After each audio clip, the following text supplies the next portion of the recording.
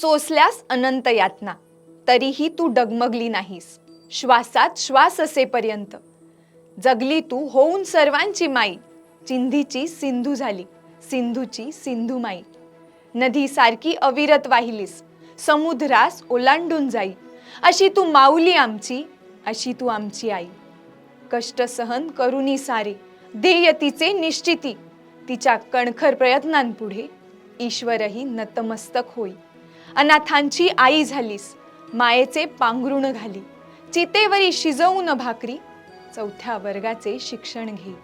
जिच्या निर्भीड कृत्याला मृत्युंजय ही साथ देई.